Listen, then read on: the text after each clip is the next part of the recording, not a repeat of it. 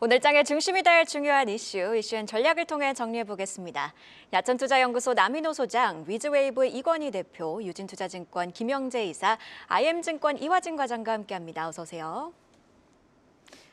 네, 가장 먼저 삼성전자 이야기부터 해보도록 하겠습니다. 오늘 삼성전자의 4분기 잠정 실적이 발표됩니다. 증권사들은 줄줄이 영업이익 전망치를 하향 조정하고 나서고 있는데요.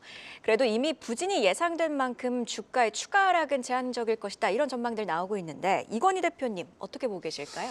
예, 일단 지금 4분기 잠정 실적 발표 예상은 안 좋습니다. 안 좋은 건 이미 다 시장이 알고 있는데 이제 일단 영업이익치만 보면 8월에 예측했던 4분기 예상 실적은 한 15조 원 영업이익을 볼 걸로 예상을 했는데 지금 계속 이제 줄어들면서 8조 5천억이 지난주였던 것 같은데 이번 주 들어서는 거의 한 7조 원대로 지금 떨어졌고요. 대부분의 증권사에서 한 7조 5천억에서 7조 3천억까지도 보는 쪽이 있기 때문에 오늘 아마 발표가 되고 나면 아마 7조 원대 이상만 나와도 생각보다 지금 시장에서는 잘 나왔다라고 볼 가능성도 있다라고 보시면 될 것 같고요. 그 부진 원인을 보면 뭐 다들 아시겠지만 이제 뭐 디램이라든지 랜드 플래시 가격이 좀 떨어졌습니다 계속.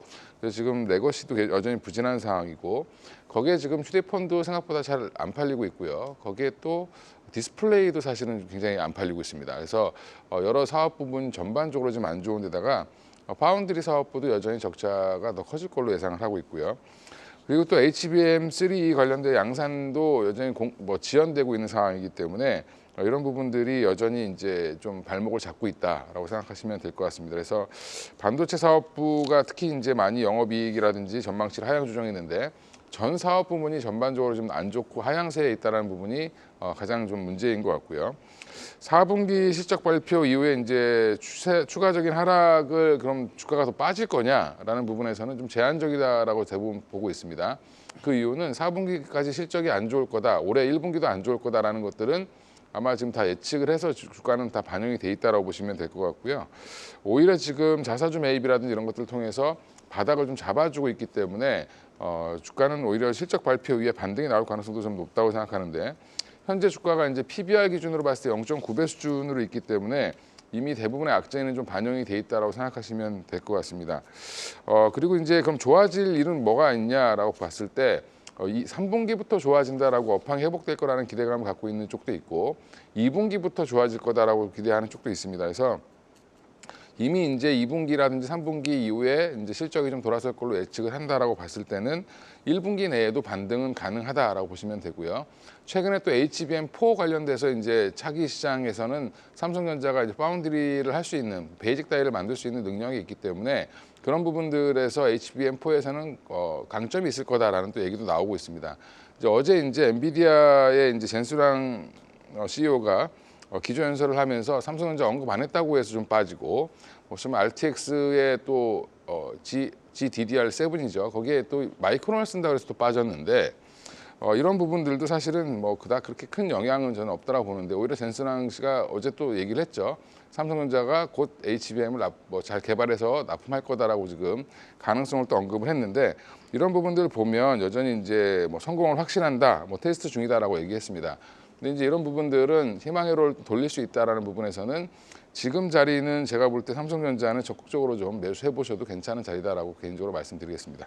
네, 악재는 반영된 만큼 주가가 추가적으로 하락하지는 않을 것이다라는 의견 한번 들어봤습니다. 자, 오늘 실적 발표 나오면 발빠르게 전해드리도록 하겠습니다. 다음 소식 확인해 보시죠. 올해 주요 증권사들이 코스피 지수 전망을 내놨습니다. 대부분 상저하 고의 흐름을 점쳤는데요. 그렇다면 적절한 투자 시점은 언제고 또 투자 매력도가 높은 업종은 어딘지 짚어봐야겠죠. 남인호 소장님 짚어주시죠. 네, 국내 유세 증권사 13곳이 금년 2025년도 을사년 주가 전망을 냈습니다. 방금 이은행 앵커께서 소개해 주신 대로 상저하고 상반기보다는 하반기로 갈수록 좋아진다고 봤는데요. 그 배경은 무엇이냐면 상반기에는 일단 뭐 다음 주면 이제 트럼프 당선이 대통령 취임하지 않습니까? 상당히 강력한 어떤 관세 정책 등 여러 가지 아메리카 포스트 정책에 따라서 그만큼 위축될 것이라는 것이고, 다음 두 번째, 우리 모든 국민이 알고 모든 국민이 힘들어하는 이 탄핵 정국 아마 1분기까지는 이어지지 않겠습니까? 이런 부분이 악재로 작용하고 있고요. 반대로 이제 2분기 넘어서부터는 이제 서서히 안정을 찾아가서 결국 좋은 주가 나올 것이다. 이렇게 전망하고 있습니다. 자, 자료화면 나오고 있는데요. 가장 높게 보는 증권사는 SK증권이었습니다. 뭐 자그마치 3,200까지 벌써 상당히 공격적으로 보고 있고요. 또 신한증권하고 대신증권은 3,000포인트를 넘을 가능성이 높다 이렇게 보고 있습니다. 반면에 조금 보수적으로 보는 증권사는 IM증권인데요. 고점을 2,750선으로 보고 있습니다. 여러분, 2,750을 너무 낮게 보지 마십시오. 지금 2,500으로 본다면 약 10%입니다. 그래서 이렇게 보시면 되겠습니다. 지금 2,500포인트라고 가정을 한다면은 적게는 10%, 많게는 22% 정도 금년에 추가 상승 가능하다 이렇게 봅니다. 자, 그렇게 보는 배경이 뭐냐? 세 가지인데요. 첫째가 한국 주가 너무 싸다. 지금 PBR이라 그러죠. 자산가치 대비 주가 비율, 이게 0.87배입니다. 과거에도 1배 밑으로 간 적이 거의 없었거든요. 그리고 항상 주가 저점이었는데 지금은 지난 2일자 기준에서 0.87, 너무나도 저평가되어 있다가 1번이고, 다음 2번, 외국인 투자가들이 작년 말까지는 주식 많이 팔았죠. 그런데 금년 초부터 조금 변화된 모습 보이고 있지 않습니까? 마지막 세 번째로는 지금 우리나라 시중에 자금이 마땅히 갈 곳이 없습니다. 뭐 부동산도 위축되고 투자도 그렇고 결국은 2분기에 시장이 안정되면은 다시 주식시장으로 들어온다. 요게 상저하고의 배경이라 볼 수 있겠습니다. 자, 마지막으로 이제 정리하겠습니다. 그러면 어떤 종목에 관심을 가져야 되냐? 저는 이렇게 봅니다. 우리나라 경제의 가장 주축인 5대 산업, 반도체, 자동차, 철강, 조선화학, 이 5개 중에 지금 호황을 괜찮은 업종이 뭐죠? 세 가지입니다. 반도체, 자동차, 조선은 긍정적이고 반대로 조금 불황을 맞고 있는 데가 철강과 화학 아니겠습니까? 저는 그래서 이런 비중을 조금 조절하시고, 특히 최근 들어 트럼프 대통령 이후에는 방산하고 조선업이 계속 호황이 볼 걸로 기대가 되고요. 마지막으로 요즘 낙폭이 컸던 식품, 음료 관련 주들도 관심을 가지셔야 된다라고 정리를 드리겠습니다. 네, 짚어주신 것처럼 상저하고의 흐름이 예상되는 을사년, 뱀처럼 유연한 투자 전략이 필요할 것으로 보입니다. 자, 매일 아침 저희와 함께 전략 세워보시죠. 환율 흐름도 좀 짚어봐야 될 것 같습니다. 미국 트럼프 행정부가 보편 관세 공약을 일부 변경할 수 있다는 보도가 전해지면서 환율이 1,460원대에서 마감을 했습니다. 강달러 기조, 이제 후퇴하는 것 아닐까라는 생각도 들지만 또 간밤에는 달러 인덱스가 올랐죠. 환율 어떻게 봐야 될까요, 김용재 이사님? 네, 사실 어제 하루만 놓고 본다면 어떤 달러가 좀 약세로 전환되는 것이 아닌가 하는 그런 기대감도 있었는데, 그렇지만 오늘 새벽에 이제 미국 말씀하신 것처럼 달러 인덱스가 108.5 이상으로 지금 달러 강세를 좀 이어나갔고, 여기에 미국 10년물 국채 금리 역시도 일단 더 상승했다는 점에서 단기적인 상황의 가능성이 좀 있지 않나라고 보고 있습니다. 일단 어제 환율이 그래도 하락한 원인을 조금 정리를 해본다면, 일단 트럼프 당선인은 나중에 이제 가짜 뉴스라고 했지만 차기 트럼프 행정부가 어떤 특정 핵심 수입품에만 관세를 부과할 수 있다는 뭐 그런 계획을 검토 중이라는 뉴스가 나오면서 사실 이게 사실일 경우에는 미국의 인플레이션에 대한 그런 상황이 조금 우려감이 낮아질 수 있는 그런 게 오면서 연준이 좀 금리를 인하할 수 있는 계기가 될 수도 있습니다. 그래서 일부 기대감이 좀 나왔다라고 보시면 될 것 같고, 여기에 이제 이게 아마 직접적인 원인일 가능성이 높은데, 국민연금이 이제 원달러 환율이 일정한 수준에 도달하면 전략적으로 일부 해외 자산을 선물을 통해서 이제 현재 환율로 매도를 하게 되는데, 이것이 이제 시중에 달러를 공급하는 그런 효과를 가져와서 환율 하락을 유발했다는 내용이 어제 이제 후반부에 나왔는데, 이것이 좀 가장 큰 원인이지 않을까라고 보고 있고, 또한 이제 그 전날 미국 증시가 강행함에 따라서 위험자산 선호 심리가 회복되었다. 그래서 달러 약세가 나왔다는 주장도 있었고, 또 마지막으로 외국인이 이제 국내 시장에서 3거래일 연속으로 이제 대거 순매수를 하면서 원화 한전 수요가 발생했다는 내용도 있었습니다. 그렇지만 이제 이 모든 재료들이 일단 단기적인 이슈라고 일단 저는 개인적으로 생각하고 있는데, 결국 환율의 추세적 방향성은 미국의 어떤 금리 방향성이 어느 쪽으로 결정되느냐 것이 가장 중요한데, 미국의 금리 인하 결정에 근거로 작용하는 그런 변수들, 그러니까 이제 대표적으로 물가와 고용 동향이 현재로서는 가장 중요하다고 할 수 있겠습니다. 따라서 8일 발표되는 이제 FOMC 의사록에서 연준 위원들이 어떤 금리에 대한 생각을 갖고 있는지, 그리고 10일 날 발표되는 12월 고용 지표에서 어떤 실업률이라든지 이런 것을 좀 주목하실 필요가 있다라고 정리해 드리겠습니다. 네, 결국에는 미국 금리를 좀 보면서 환율 추세를 봐야 된다라는 이야기를 해주셨는데 사실 환율과 관련해서는 국내 요인들도 있는데 수출 관련 우려가 경기 관련 우려가 또 환율에 부담이 됐던 것으로 아는데 이런 우려들은 어느 정도 해소됐다고 봐야 될까요? 사실 뭐 정확하게 말씀드리면 이제 수출 증가율이 둔화되고 있는 상황에서 이것이 이제 결국은 환율을 낮아질 수 있게 하는 것이 이제 수출이 잘 돼서 그것이 이제 원화의 수요로 전환되는 경우인데 일단은 절대적인 그 수치는 아직도 높지만 그렇지만 이제 증가율은 낮아진다는 점에서 이제 좀 경기가 좀 꺾이는 모습이 나타나고 있습니다. 그래서 이런 점도 분명히 현재 환율에 반영이 되어 있지 않겠느냐라고 보고 있는데 그럼에도 불구하고 국내적인 어떤 정치적인 요인이라든지 이런 것이 좀 궁극적으로는 좀 이제 좋은 방향으로 나가지 않을까 해서 저는 현재 같은 높은 환율이 아주 오랫동안 지속되지는 않을 거라고 개인적으로 판단을 하고 있습니다. 네, 이렇게 전반적인 환율 전략까지 들어봤습니다. 이어서 조선주 이야기를 해봐야겠습니다. 조선주가 워낙 고공행진하고 있다 보니 오늘도 조선주 이야기를 빼놓을 수가 없을 것 같은데요. 트럼프의 조선업 협력 발언이 계속해서 호재로 작용을 하면서 조선주가 또 올랐습니다.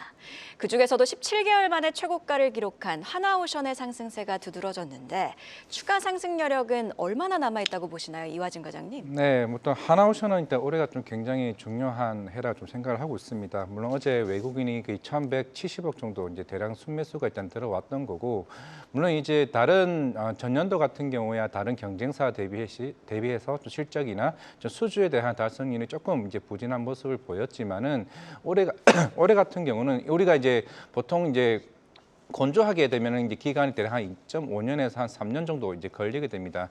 그러니까 올해 실적 같은 경우 이제 우리가 2년 전이죠. 이제 카타르 에너지 1차 수주와 2차 수주 물량 받았던 것들이 올해 인도되는 이제 시점입니다. 보통 이제 계약을 하게 되면 이제 전체 이제 금액의 계약금 10% 그리고 중도금 이제 세 번 나눠서 하는데 10%, 10%, 10%씩 받습니다. 이제 마지막 인도 시점에 한 60% 정도의 대금을 받는 거기 때문에 우리가 23년도에 하나오션 실적이 영업이익이 마이너스 한 2천억 정도 됩니다. 그러니까 올해 전년도 같은 경우가 한 1,000억 정도 이제 영업이익이 흑자가 나올 것으로 보이고 있는데, 근데 올해 같은 경우가 영업이익이 한 6천억에서 7천억 정도 이제 흐름을 좀 보고 있습니다. 물론 이제 매출액 정도야 뭐 10조에서 한 12조 정도 사이긴 하겠지만은 그만큼 영업이익이 크게 개선된다는 점은 우리가 신조선가 지수가 150에서 170까지 올라갔다는 점이 그만큼 189까지 올라갔다는 점이 그만큼 비용에 대한 개선이 본격적으로 이제 올해부터 좀 나올 수 있다는 점이 조금 굉장히 중요한 해라고 좀 볼 수가 있을 것 같습니다. 물론 이제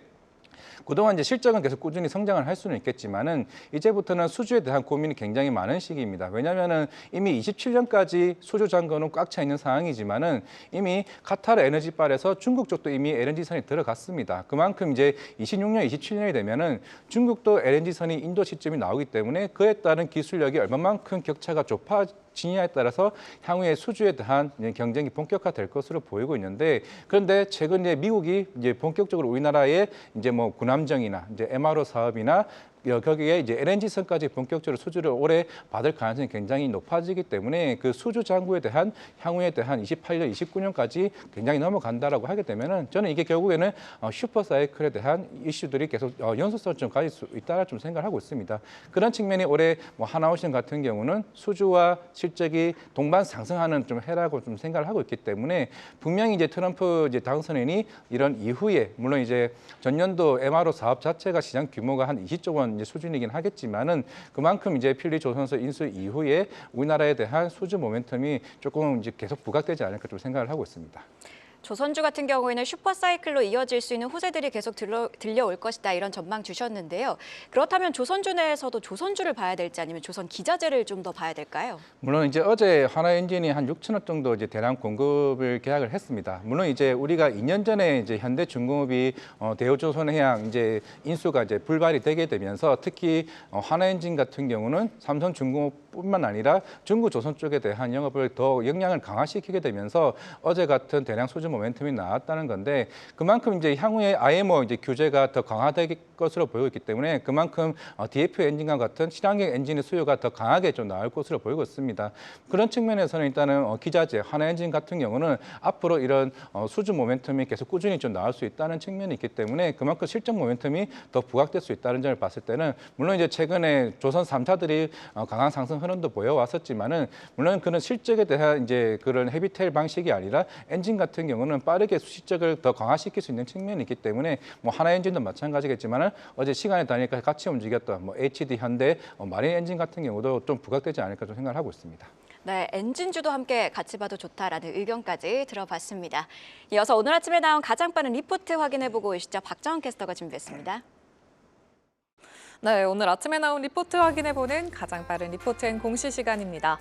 요즘 독감이 유행이라고 합니다. 내일부터는 날이 더 추워진다고 하는데요. 몸조리 잘 하시면서 현명한 투자 하셔야겠습니다. 그럼 우리는 오늘 어떤 리포트들을 눈여겨봐야 할까요? 증권사들이 부지런히 목표가 상향과 하향 리포트들을 발간한 가운데 상향 의견으로는 DGB 금융지주와 하나시스템, 삼성중공업과 HD현대일렉트릭에 대한 리포트가 나왔고요. 지난 월요일에 이어서 오늘도 HD현대일렉트릭의 실적 호조가 지속될 거라며 두 개의 증권사들이 목표가를 각각 50만 원 그리고 56만 원으로 올려잡기도 했습니다. 한편 하향 보고서로는 LG생활건강과 SK이노베이션의 목표 주가들이 내린 증권사들이 있었는데요. 먼저 하나시스템 리포트부터 체크해 보시죠. 제목에서부터 천궁에 대한 기대감이 느껴집니다. 다울투자증권은 오늘 한화시스템의 목표가를 32,000원으로 상향하고 투자 의견도 중립해서 매수로 올려잡았습니다. 지난 12월 22일 필리조선 인수가 완결된 가운데 적자를 반영해 단기 악재로 파악되지만 2026년 이후에는 흑자 전환과 시너지가 기대된다는 분석 나왔습니다. 또 사우디 천궁 수주를 비롯해 올해 이라크 천궁 등 부채계 수주 풀이가 양호한 점 그리고 1조 원 규모의 레이더 수주가 대기 중인 점 주목했습니다. K방산의 위력을 추가로도 보여줄 수 있을지 상승 탄력 기대해 보시죠. 이어서 삼성중공업 보고서도 확인해 보겠습니다. 어제 뜨거웠던 조선주안에서 오늘은 삼성중공업을 주목한 증권사 리포트 발간했습니다. 오늘 메리츠증권은 오늘 삼성중공업에 대해서 북미발 액화 천연가스 설비, 즉 LNG의 프로젝트 수주 시 2027년까지 성장세가 명확하다고 평가하면서 매수의 투자 의견 유지하고 목표가를 기존 2만 원에서 2만 2천 원으로 10% 상향 조정했습니다. 4분기 매출이 조업일수 효과로 개선된 2조 5,429억 원, 영업이익은 컨센서스에 부합하는 1,528억 원으로 작년보다 무려 93% 늘어날 거라고 진단했고요. 다만 사실상 100% 수준의 해지 전략을 취하는 삼성중공업의 전략 특성으로 인해 원달러 환율 효과는 없다고 판단했음에도 불구하고 해양 부문에서 3개의 공사가 동시 진행하며 외형 성장 가속화될 것이라고 진단한 점 투자에 참고해 보시고요. 진격의 백고동을 이어갈 수 있을지도 기대해 보겠습니다. 지금까지 가장 빠른 리포트앤공시 박정원이었습니다. 네, 저희가 주요 이슈로 조선주를 짚어봤는데 마침 또 살펴보신 것처럼 메리츠증권에서 삼성중공업 목표가를 2만 원에서 2만 2천 원으로 올려 잡았네요. 오늘도 조선주들이 상승의 연속성을 가져갈 수 있을지 함께 지켜보시죠. 자, 다음 소식입니다. 자산 30억 원 이상을 보유한 고액 자산가들이 올해 코스피 지수가 5%가량 상승할 것이라고 내다봤습니다. 증시 전망 설문조사에서 이렇게 답한 건데요. 그렇다면 어떤 업종이 유망한지 올해 투자 전략 한번 세워보겠습니다. 남인호 소장님, 어떻게 세워봐야 될까요? 네, 자산 30억 이상, 우리가 흔히 큰손이라고 불리우죠. 이런 분들 341분에게 여쭤봤습니다. 금년에 미국 시장과 한국 시장 어떨 것 같습니까? 여러분들 투자하신다면 주로 어느 종목에 관심이 있으십니까? 여쭤봤더니 답이 이렇게 나왔습니다. 금년에 미국 시장, 한국 시장 둘 다 좋을 것이다. 한국 시장은 약 한 5% 정도 상승할 것으로 보고 미국 시장은 11% 정도 추가로 오를 것이다라고 예상했습니다. 그리고 이분들이 주로 주식에 언제 사겠습니까? 그러니까 2분기나 3분기 아까 말씀드렸던 그 배경과 거의 비슷하죠. 그리고 어느 종목에 관심 있으십니까? 여쭤봤더니 이렇게 답을 하네요. AI 쪽하고 반도체 쪽 그리고 제약하고 바이오, 헬스케어 이 순으로 관심이 있다라고 말씀을 하셨습니다. 자, 그럼 제가 우리 예은 앵커에게 한번 돌발 질문 드려볼게요. 우리 예은 앵커님은 금년에 한국 주식시장과 미국 주식시장 어느 시장이 좀 더 호황세를 보일 걸로 기대하십니까? 사실 작년을 좀 놓고 보면 작년 올해 증시가 다른 글로벌 증시 대비 굉장히 부진했는데 올해는 좀 다를 것이라고 전망을 합니다. YTD라고 하죠. 올해 들어 승률이 거의 글로벌 증시 중에 1등 아닌가요? 네, 맞습니다. 저희가 바라는 그 정답을 그대로 말씀해 주신 것 같습니다. 여러분, 제가 두 가지만 말씀드리겠습니다. 저는 금년에 우리 대한민국 주식시장이 두 가지입니다. 꼭 기억해 두십시오. 세계에서 메달권 안에 들어갈 것이다. 메달은 누구까지 줍니까? 1등, 2등, 3등까지 줍니다. 금, 은, 동. 요 안에 들어갈 것이다. 코스피 주가지수 상승률이요. 다음 두 번째, 5월입니다. 이건 엔드가 아니고 1등, 2등, 3등에 들어가거나 그렇지 않으면 최소한도 미국 주식시장보다는 한국 주식시장의 주가 상승률 코스피 기준입니다. 더 좋을 것이다 봅니다. 그 배경을 저는 두 가지로 꼽고 있습니다. 방금 말씀 주셨던 대로 지난 2023년, 지난 2024년 2년 동안 대한민국 주식시장은 전 세계 꼴등이었습니다. 경제가 안 좋다 보니까 그렇게 주식시장이 나쁠 수밖에 없겠죠. 그러나 금년에는 달라진다고 봅니다. 왜? 그동안에 우리 경제는 기업들이 잘못해서 나빠진 게 아닙니다. 정치가 엉망이다 보니까 정치가 경제의 발목을 잡다 보니까 주가가 못 올랐는데 저는 금년도 2025년도는 드디어 우리 경제가 정치에서 발목이 풀리는 그런 원년이 될 걸로 믿습니다. 이것이 첫 번째 이유가 되겠고요. 다음에 과거에도 보면은 우리가 베이스 임팩트라고 그러죠. 기준치가 어디냐. 방금 말씀 주신 대로 우리나라 대한민국 주식시장은 워낙 그동안 안 좋았기 때문에 미국 시장 볼까요? 지난 2년 동안 몇 배 올랐습니까? 2배가 올랐습니다. 적게는 80%, 많게는 100% 올랐습니다. 우리 한국 전혀 못 올랐습니다. 저는 그래서 금년도에는 우리 머니플러스와 함께 시청자분들도 대한민국 주식시장에 관심을 더 가지셔야 된다. 그렇다고 미국을 뭐 포기하시라 이 뜻 아닙니다. 미국도 오르겠지만 우리 대한민국 주식시장이 미국보다는 최소한도 더 좋아질 것이다. 이렇게 여러분께 분명히 전망을 드리겠습니다. 네, 언급을 해주신 것처럼 미국 시장뿐만 아니라 우리 시장의 비중도 좀 늘려갈 필요가 있어 보이네요. 자, 그리고 AI, 반도체, 바이오, 헬스케어 모두 12대 국가 전략 기술에 포함된 업종이죠. 빠른 성장성이 기대되는 만큼 주가에도 훈풍이 계속 불길 기대해 보도록 하겠습니다. 이번엔 국민연금 포트폴리오 통해 투자 아이디어 얻어보도록 하겠습니다. 국민연금이 작년 4분기 게임과 유통주의 비중을 확대한 것으로 나타났습니다. 반면 바이오와 화장품 업종은 비중을 축소했는데요. 자, 관련해서 좀 짚어볼 필요가 있어 보입니다. 김영재 이사님 어떻게 해석해봐야 될까요? 네, 지금 연초 들어서 국민연금이 지난 4분기에 어떤 종목을 사고 팔았는지를 이제 공시를 통해서 지금 매일 나오고 있는데 특히 이제 지분율이 그중에서 이제 1% 이상 변화한 종목에서는 말씀하신 것처럼 유통주와 게임주를 매수하고 바이오와 화장품주를 매도했다는 점이 있었고 또 실적이 올해 좀 기대되는 종목들의 개별 종목 매수가 있었다는 특징이 있었습니다. 유통 같은 경우 사실 국내 금리가 지금 인하되는 그런 단계에서 어떤 소비 활성화를 좀 기대할 수 있는 상황 그리고 그동안 너무 지속적으로 주가가 하락했기 때문에 저 PBR 밸류에이션 매력이 있는 그런 장점이 있었고요. 게임주 같은 경우는 올해 신작 기대감은 물론 여기에 대외 불확실성에 관련한 영향도 상대적으로 덜 받는다는 그런 점이 어떤 매력이 됐지 않았을까라고 볼 수 있고 구체적인 종목으로는 이제 유통에서는 이마트와 롯데쇼핑, 현대백화점, 오리온을 매수했고 게임에서는 NC소프트, 시프트업, W게임즈 지분을 1% 이상 늘렸습니다. 실적 기대주에서는 CS 윈드라든지 하나시스템, 풍산, HL만도, P&H 테크 등을 매수했는데 이 중에서 P&H 테크는 지분을 3% 이상 확대했다는 특징이 있었습니다. 반대로 매도 종목은 일단 바이오와 화장품에서 다수 종목이 좀 발견되었는데요. 제가 보기에는 이것을 좀 어제 전반적으로 다 훑어보니까 전반적으로 장기 보유하고 있었던 종목을 좀 이익을 실현했구나라고 생각할 수 있는 그런 종목들이 많았습니다.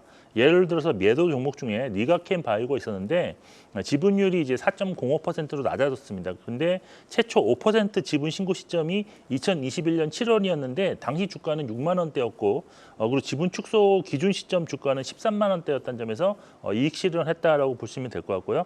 또 파마리서치 같은 경우도 2021년 8월에 첫 5% 지분 신고 당시 9만 원대 주가에서 20만 원 이상에서 지금 지분을 축소한 것으로 나타나고 있어서 이것도 이익 실현이라 볼 수 있습니다. 그리고 화장품주인 CNC 인터내셔널 역시 보유 기간 중에 최고 주가가 3배 이상 상승한 경험을 했던 점도 좀 참고를 하셔야 될 것 같습니다.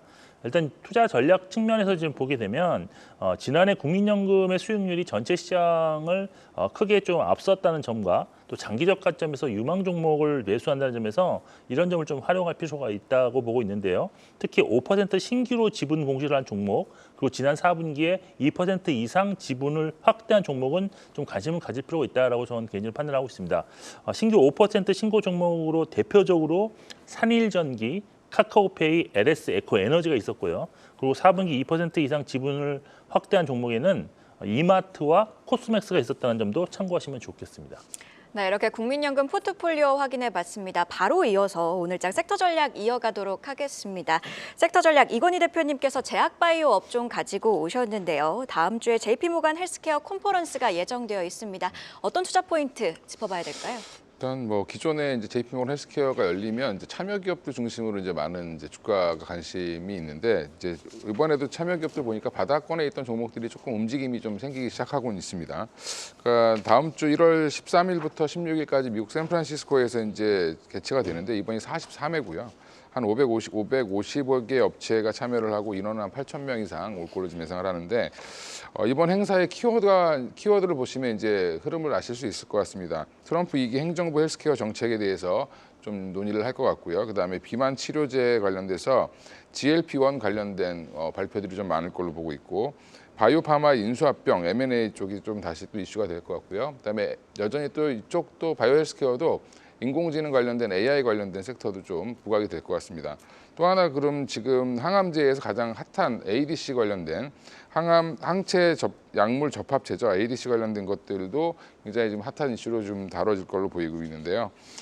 국내 주요 제약 바이오 기업들이 참가 예정인데 이번 행사를 통해서 이제 기술 수출이라든지 바이오 그동안 연구 성과 이런 것들을 발표하면서 좀 홍보할 기회가 될 것 같고 거의 대부분의 기업들이 참여한다고 보시면 되고 상장 기업 중심으로 정리를 좀 해보면 삼성바이오로직스라든지 셀트리온이 메인 발표를 하게 돼 있습니다. 그래서 삼성바이오로직스 같은 경우는 CDMO 역량을 발표하는데 4월 완공 예정인 5공장을 소개할 거고요. 그다음에 ADC 전용 생산 시설을 소개할 걸로 지금 보고 있습니다. 그러니까 여기서 지금 아까 키워드였던 ADC가 좀 나왔죠. 그리고 또 셀트리온도 마찬가지로 ADC 항암 신약 파이프라인과 다중 항체 치료제, 그다음에 바이오시밀러, 새롭게 뛰어든 CDMO 사업 등에 대해서 발표를 할 텐데 여기도 마찬가지로 또 ADC가 들어가 있습니다. 그 외에 보면 이제 브릿지 바이오테라피틱스라든지 이엔셀, 그다음에 아이스티큐브, 파로스 아이바이오, 그다음에 ABL 바이오, 네오이뮨텍, 강스텐 바이오텍, 에이비온 이런 이제 중소형 종목들도 많이 이제 참가를 하는데 이게 메인 발표냐 아니면 부스를 만들어 놓고 홍보를 하느냐 여러 차이가 있지만 참여는 대부분 한다라고 보시면 될 것 같고요. 제가 여기 언급하지 않은 회사들 중에 비상장 회사들도 굉장히 많이 참여를 합니다. 그래서 롯데바이오로직스 같은 회사들도 참여를 해서 메인 발표를 하는 상황이기 때문에 이번에 그러면 여기 참가 안 하는 기업은 관심 없는 거 아니냐라고 생각하실 수 있는데 원래 1월 달이 전반적으로 이제 제약 바이오 관련돼서 M&A라든지 기술 수출이 좀 많이 활발하게 이루어지는 시기이기 때문에 전반적으로 다 보실 필요 있을 것 같고요. 참여 기업 중에는 개인적으로는 ABL 바이오의 글래바디 B랑 글래바디 T에 관련된 임상 데이터 공유, 그다음에 추가 기술 수출이 가능하지 않을까 생각하고 있습니다. 네, 알겠습니다. 마지막으로 이화진 과장과 함께 오늘 개장 전 체크 포인트 정리해 보겠습니다. 오늘 하루 제일 중요한 이슈가 결국은 삼성전자 잠정 실적 발표가 될 것 같습니다. 아마 9시 이전에 나올 것으로 보이고 있는데 아까 이건희 대표님이 말씀하셨던 것처럼 물론 이제 최근에 3년일간 이제 외국인 같은 경우는 8천억, 기관 같은 경우는 1.5조에 대한 매수를 했습니다. 그만큼 어닝 쇼크에 대한 이미 시장에 대한 이제 대응을 하고 있다는 점을 좀 보시면 되지 않을까 생각을 하고 있고 물론 어제 시간에서도 마찬가지겠지만은 하나엔진이나 이제 HD, 이제 현대 마린엔진이 급등을 해왔던 만큼 오늘 또 기자재 쪽에 대한 수급 이동이 좀 나오지 않을까 생각을 하고 있는데 물론 오늘 만약에 시장이 부진하게 되면은 마지막에 일단은 최상목 이제 권한 대행의 정부 업무 보고가 있습니다. 이제 화면에 나왔던 것처럼 결국에는 오늘 지역 화폐나 저출산이나 일자리, 창투사 관련주들이 좀 수급적인 쏠림이 좀 나올 수 있다는 점을 좀 참고하시게 되고 이제 마지막으로 어젯밤에 이제 마리포사 OS 12개월 개선 발표가 나왔습니다. 유황여행이나 오스코텍 관련주들이 조금 개인적 흐름이 좀 나올 수 있다는 점 참고하시면 좋을 것 같습니다. 네, 이슈앤전략 네 분의 전문가와 함께 개장 전 꼭 확인해야 할 뉴스들 체크하고 전략까지 세워봤습니다. 고맙습니다. 계속해서 다양한 경제 이슈를 알고 싶다면 구독과 좋아요, 알림 설정 부탁드립니다. AI 캐스터 권미정이었습니다.